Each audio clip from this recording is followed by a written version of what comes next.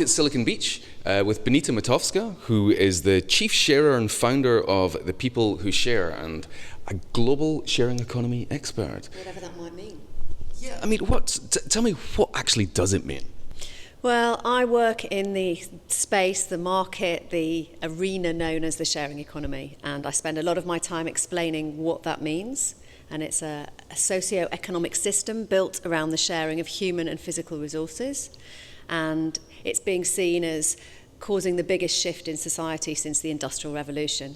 So it's causing quite some change in the world, and I believe the sharing economy really has the power to build and create a sustainable, equitable, fair society. And it's not that it's a new concept, really, the idea of the sort of sharing economy. So the Victorians did it with public statues and parks and all sorts of things, and people would get together to fund things. So like the idea of crowdfunding is actually a Victorian idea. Very much so. And, we know, for example, the Statue of Liberty, that was a crowd-funded project. Nelson's column was seen to be the first crowd-funded project. Right. So you're absolutely right. I mean, to share is to be human, and sharing is as old as humanity itself. So there's nothing new about it. What's new is now that we have new technologies that enable us to share with strangers on a scale that we never previously imagined.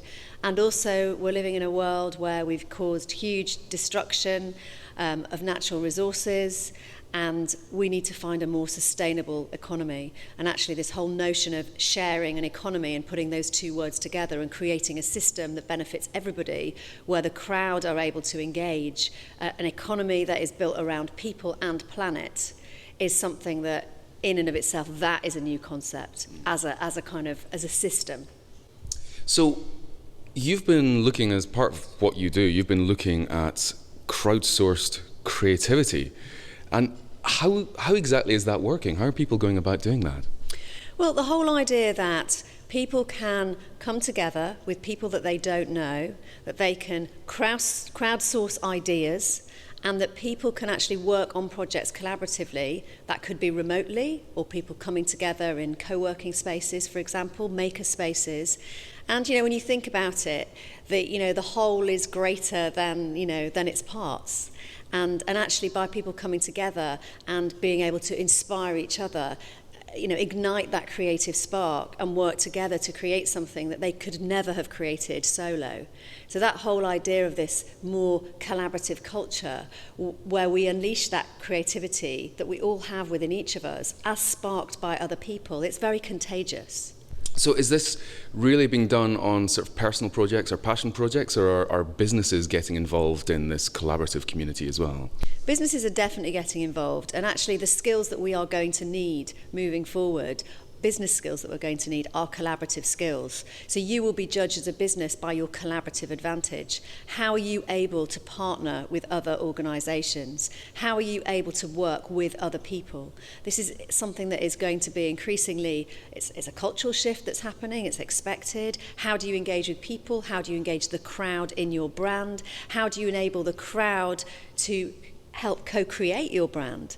Is increasingly more and more important, and we're starting to see lots of examples of that. You look at Nike, where people have the opportunity to design their own trainers, and you look at lots of different companies that recognise this whole notion of the power of the crowd, and that now that people can trade peer to peer, they're no longer reliant on those large corporations for their products and services. They can at once be the creators, the suppliers of goods and services. And so actually that makes me no longer a consumer, but actually I'm a co-creator. I'm involved, I'm actively a part of this.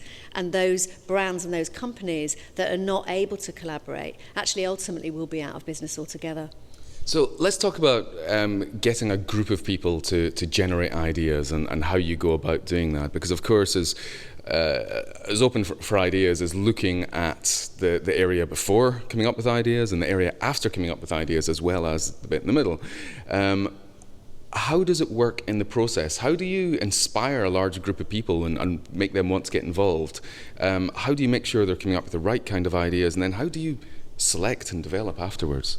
It's all about having a clear structure, a clear project vision, that everybody that's involved in it is behind that vision and actually understands what their role is, what their responsibility is, what's expected of them. It's all about good communication, but that needs to happen at the start of the project, because projects fail, collaborations fail when people have different expectations. They feel disappointed. They didn't really understand that it was their responsibility to contribute this. They believed they were getting this in return.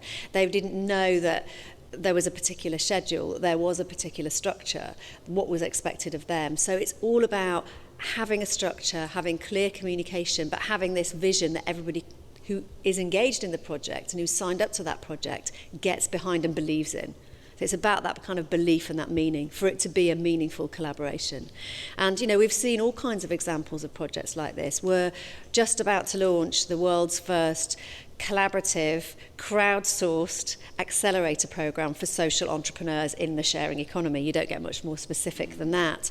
But essentially, social entrepreneurs can apply, and how that will play out is over a 6-week period. There's a structure. There are going to be mentors from around the world. All this will take place, you know, via Skype and online and so on. There's going to be sessions, some one-to-one. But what it means for those individual entrepreneurs is they're going to have a crowd that is going to have a creative input into their projects.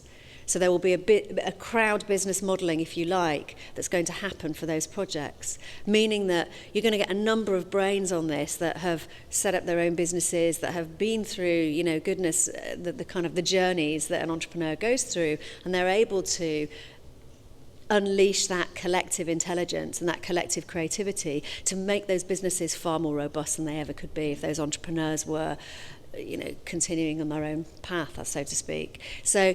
But again, the project needs to be managed, and it needs to be really clear from the beginning what the aims are, the fact that it is a 6-week programme, the fact that these specific things are happening in week 1, week 2, and so on. Everybody's clear about what the expectations are, and also what's expected of the social entrepreneurs and what their contribution is.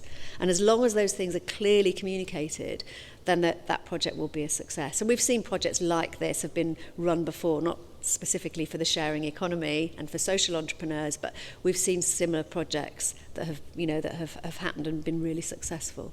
So when companies are getting a group of people to come up with ideas, the classic way of doing it is the brainstorm, which has proved to be unbelievably ineffective.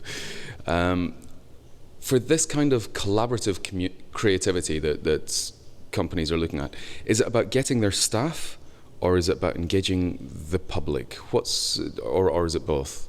Well, it's a combination of both, and a lot of time this is happening online. So it's not, you know, kind of people sitting in a room with, you know, with sort of pen and paper and the kind of classic sort of brainstorm situation that you're absolutely right. Those things actually don't really spark creativity.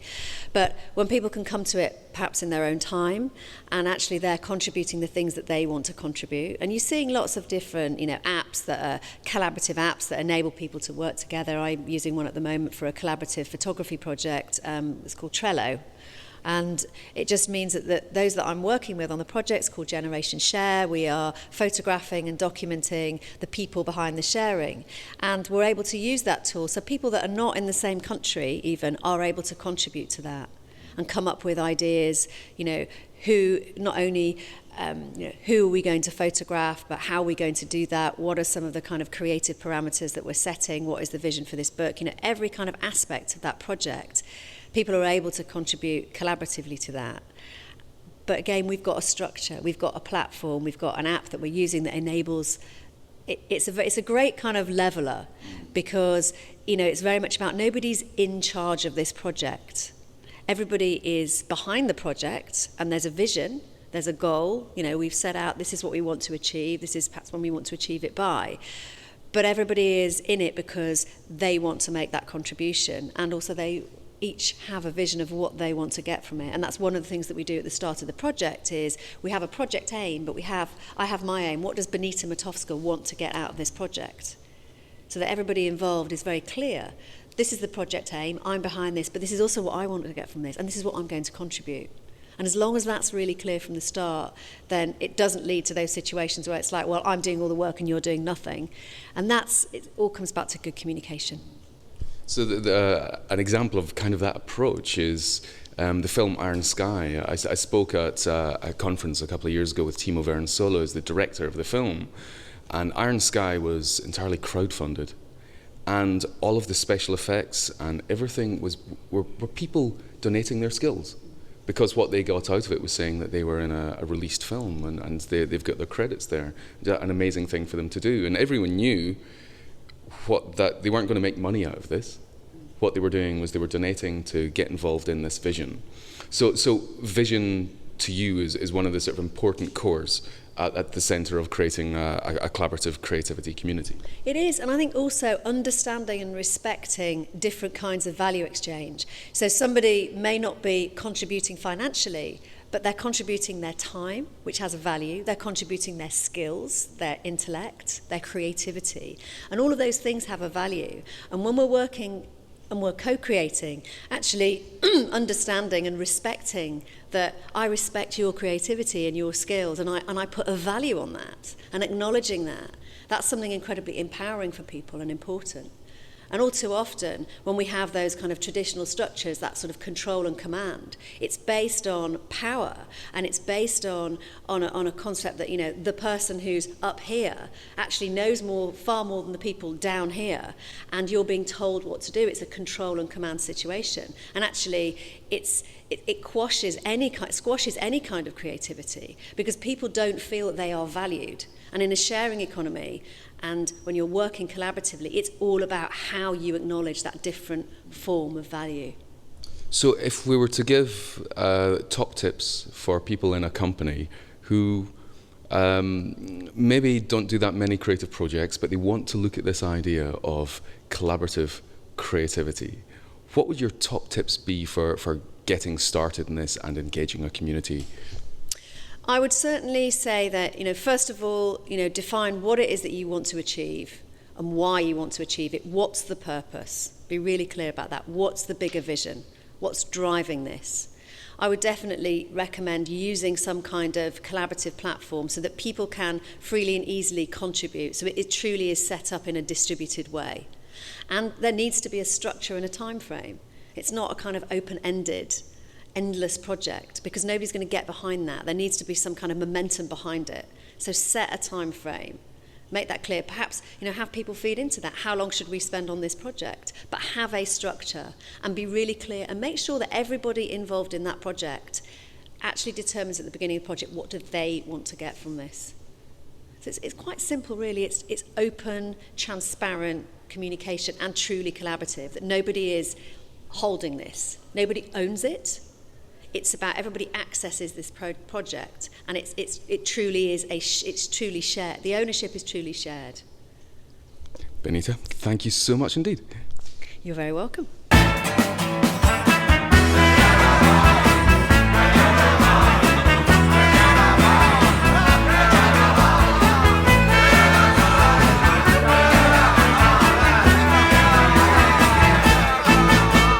we go. The numbers are going up. The sound is doing its thing.